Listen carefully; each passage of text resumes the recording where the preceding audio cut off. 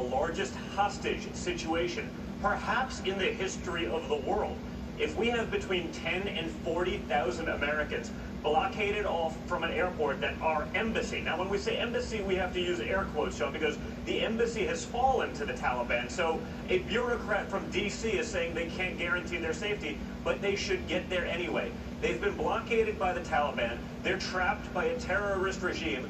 This is arguably the largest hostage situation in history, and it's all on Joe Biden. He took my father's plan and he wanted to change it because he wanted to make it his own.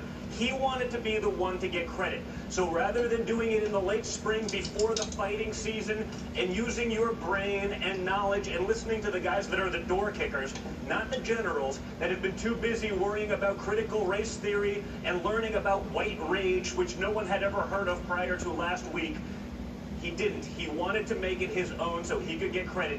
And he made stupid decisions, and now he owns all of it, and he owns the largest hostage situation I have ever heard of, and I imagine that anyone else has ever heard of.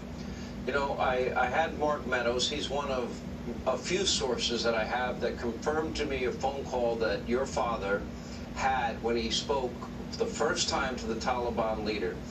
And in essence, and your dad kind of confirmed it when he was on the show last night, the call went something like this.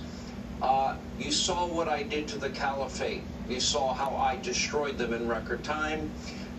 Let me be very clear. If any comma is missed, any dot to any agreement you violate, if any harm comes to any one American, what you saw in my defeat of the caliphate will be nothing in comparison.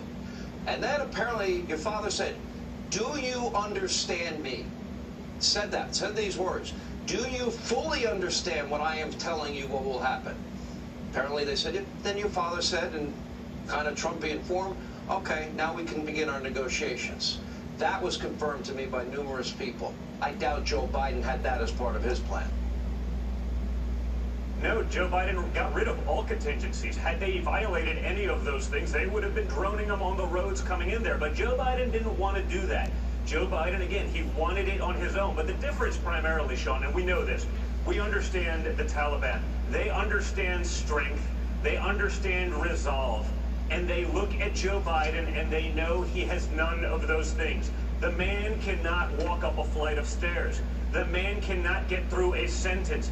He can't answer questions from a press corps that is effectively his marketing department and has been for the Democrats for the last few decades. Donald Trump was not afraid to take those questions, whether it was during COVID or any other time.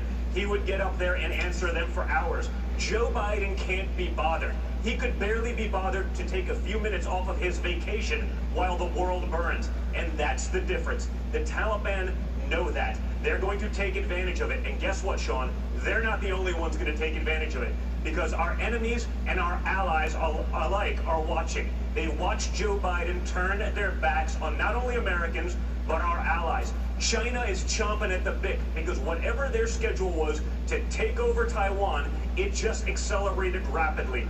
They know, and our allies know, that America can't be counted on to have their backs anymore because you have weak and feckless leaders like Joe Biden, empty suits, pretty much empty brains, making the decisions and or listening to generals that have simply focused on being woke rather than doing their damn jobs. And it's a disgrace, and it shouldn't be happening in this country.